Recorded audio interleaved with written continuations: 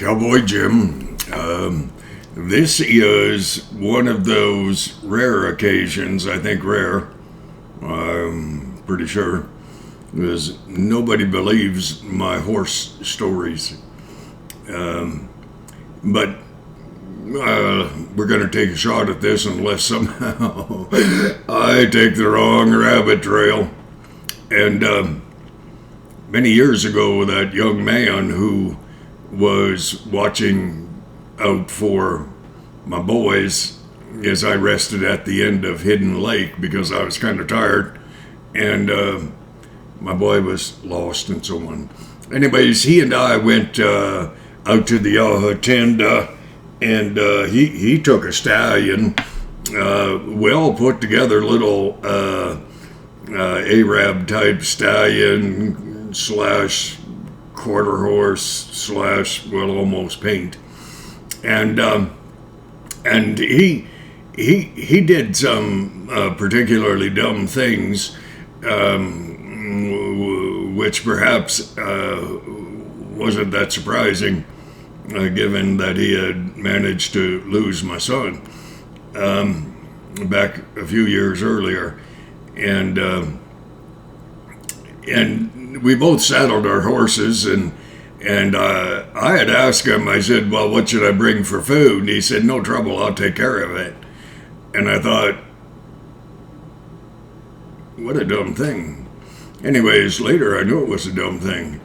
And so I'd gotten my sleeping bag on the back of my horse, and I got one foot in the stirrup, and I was throwing my leg over the sleeping bag, which is somewhat of a challenge, and he, on his little stallion, took off at a hard run. Before I got my sorry buns settled down into my saddle. And my little horse, realizing the precariousness of my fight against gravity, he went to bucking. And that little boy put me a long way in the air. And fortunately, my only foot that was in a stirrup came out, or I would have been really in trouble. But I was in trouble anyways, because as the gravitational forces that exist on Earth began to draw me back down to ground level, I forgot to roll. And I hit the ground standing up. And my right knee, though it had been in pretty good shape,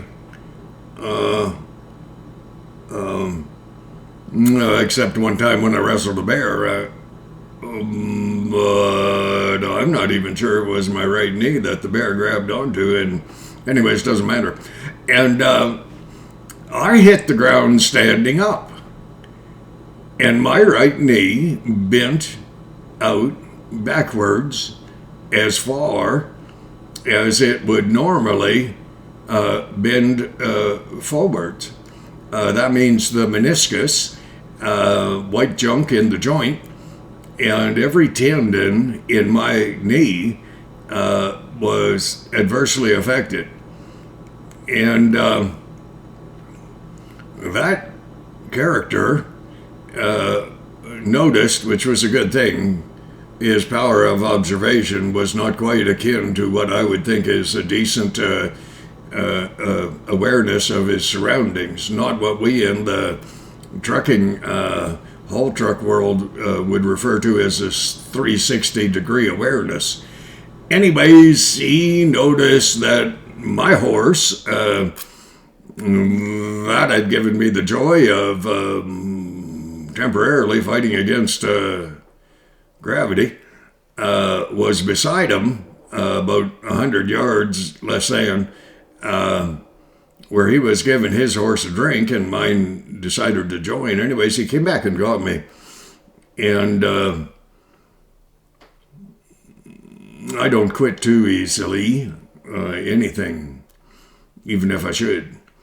And I climbed, well, I walked kind of carefully to where my horse was, And I got myself up in my saddle and suggested to him, don't leave until I am in my saddle, because that's stupid. And anyways, we took off for a 2-3 day ride, and my knee began to grow. And fortunately, my leather chaps were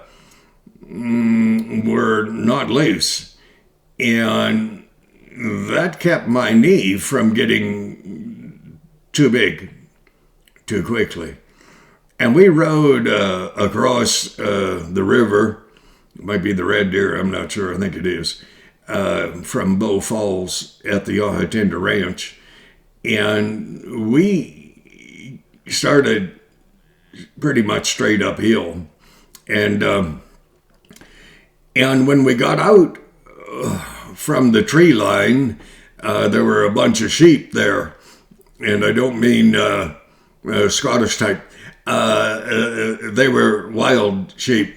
And we rode our horses. We didn't talk, but we rode our horses up through those sheep. No horns, just beautiful sheep. And we got really high up, and my friend was leading, and we headed out across a shale slide, and the only thing that we were able to walk on was this little sheep trail, and because not too many other people have been up there. And the first thing he did was get off his horse, and I thought, I'm going to get off my horse. And I thought, I don't know if my knee is going to work. It didn't. And I got out there about 20 feet onto this shale slide that would be 400 or 500 foot free fall. Not straight down. Don't get me started on that crap.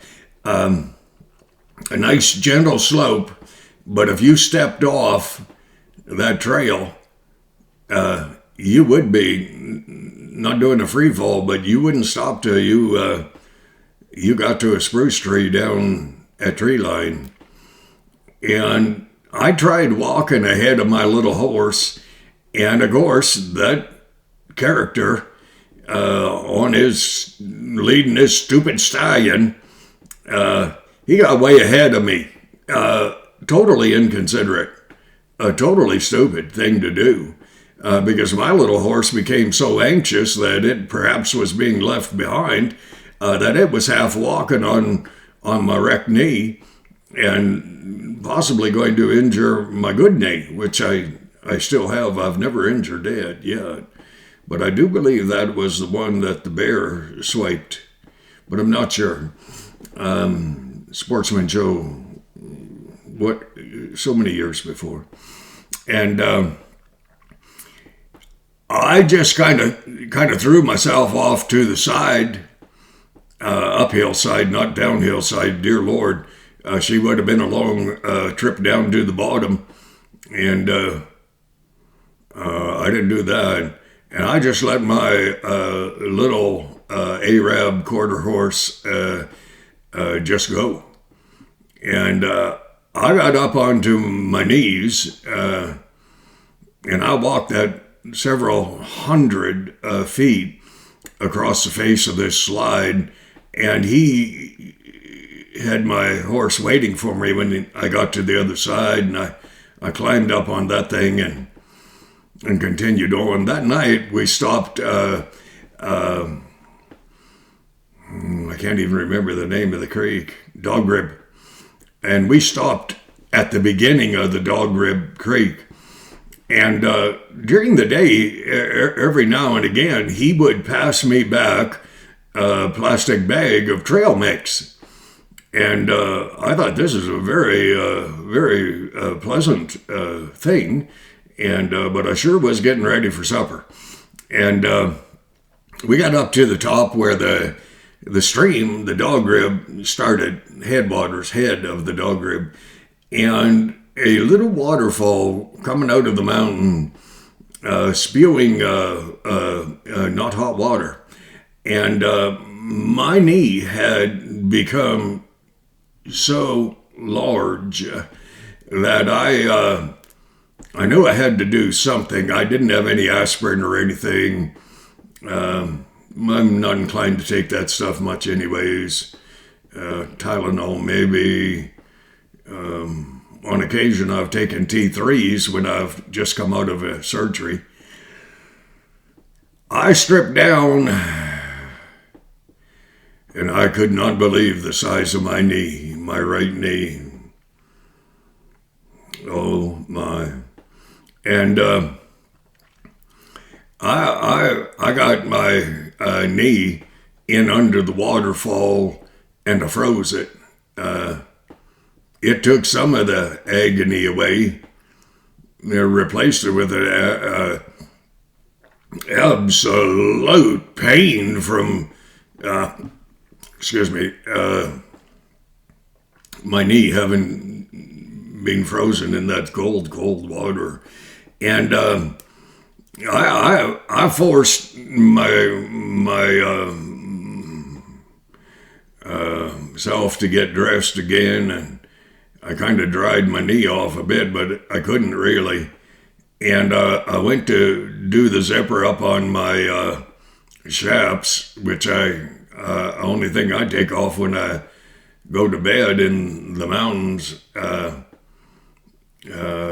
because I sleep alone. And I don't expect that's going to change. And I'm not pouty about it. I'm kind of glad that I have the potential of learning about a lady and what we call friendship, and she calls friendship. And I am honored beyond measure that she is allowing me to potentially earn the right to be a friend, not her best friend, but a friend. And I'm content with that. I got stretched out on my sleeping bag, and I made a serious mistake, but it was not one that I bear responsibility for, because I bear full responsibility for my own actions.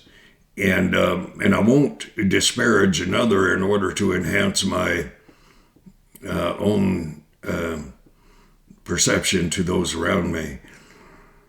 I managed to place my sleeping bag with my feet higher than my head by about only 2 inches, which on the side of a meadow, a mountain meadow, on a grievous angle.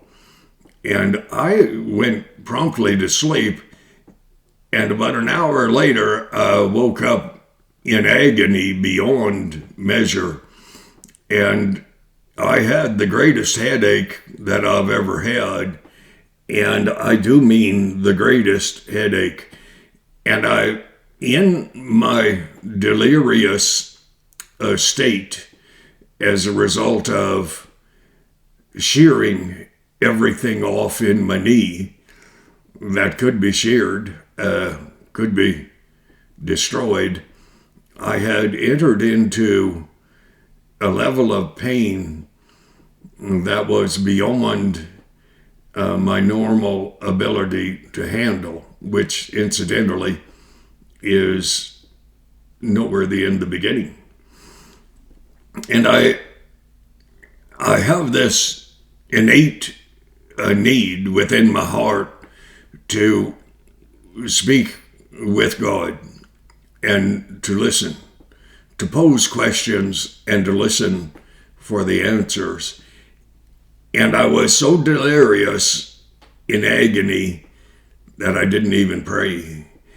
I did, however, realize that I had to get my feet a bit lower than my head, or, uh, or I'd probably have a stroke. And I did. It took me some effort to convince my right knee that it should move to lower ground, and I turned my sleeping bag, and it did. And I finished the next 2 days. I think it was 2 days.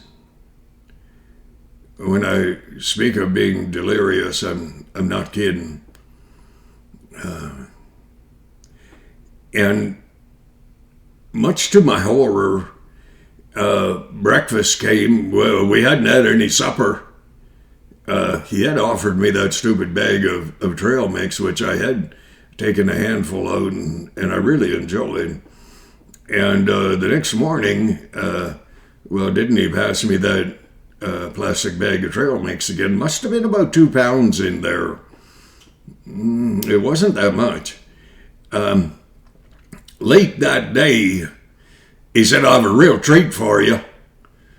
And I said, "Well, I'm kind of hungry." We hadn't taken any fishing rods, which was a mistake, because we were on the Dog Rib Creek, and we were following it down to near the ranger's cabin, where you take off for Hidden Lake, where you take off for Frozen Lake. You also can take off to Black Rock Canyon.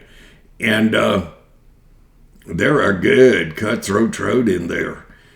And I would have cooked the trout before I ate it, but I may not have cooked it well enough.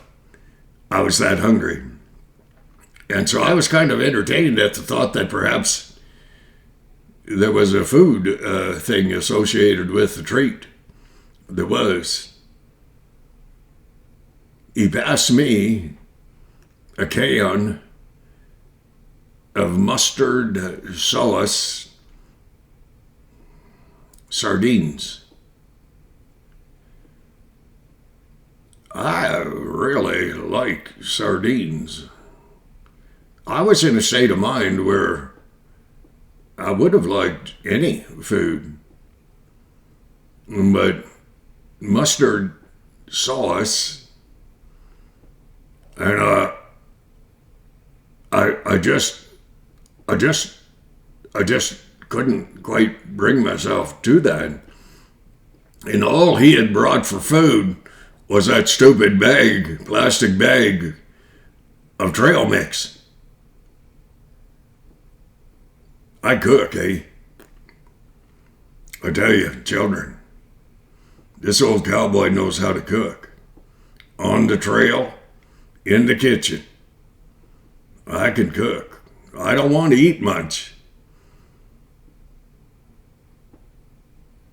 And I don't. But I like to eat a little. And I sure wasn't doing it on that trip. We made our way out of the mountains, and I can't even remember if I ate the stupid sardines. I don't think I did. I've sure never eaten mustard sauce sardines in my life that I'm aware of. Don't want to. May be good. Gee, I don't know. 3 knee surgeries later, I got my knee back a little bit. All I want to say is God loves you. He cares for you. He cared for me. It took a while before I could get my straps zippered up because my knee had become so big, very big.